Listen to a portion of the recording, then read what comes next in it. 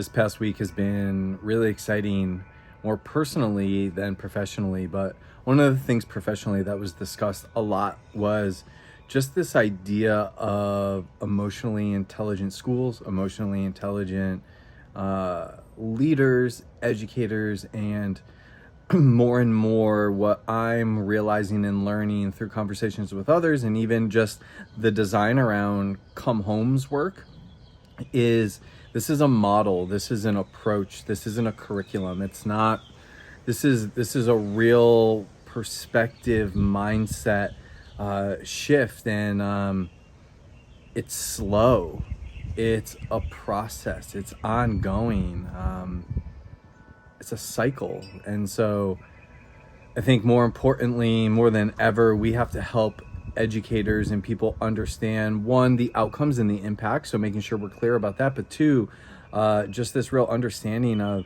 it's not something from point A to point B and as fast as you can go. This is an entire shift just in the way that we educate, in the way that we lead, in the way that we structure systems and things like that. So those are fun conversations to be part of. And one of the things I'm really focused on right now is, what does that model look like?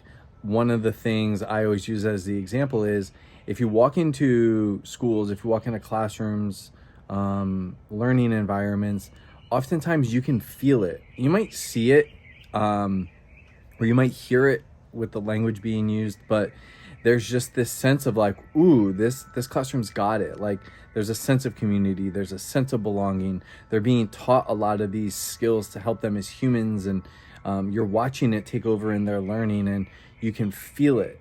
And you go into other rooms and you don't. And I really do believe that there's a model to that. There's an approach to that.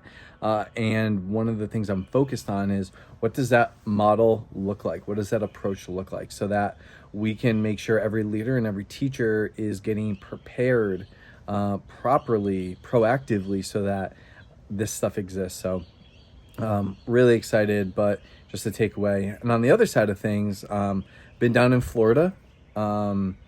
Was supposed to be at South by mentoring, and just because of work and things like that, I wasn't able to make it out there. So came down to Florida, got to spend some time with my family, be here for my parents' anniversary, and then got to go spend some time with some of my best friends and play golf. So that's been really fun too. And just this balance of things. I know for me, building come home and things like that, I can work 24/7, and taking these time specifically to step out and, pour into the people and the things that really matter, is always good for the soul. And I feel really good and refreshed and excited to dive back into this upcoming weeks.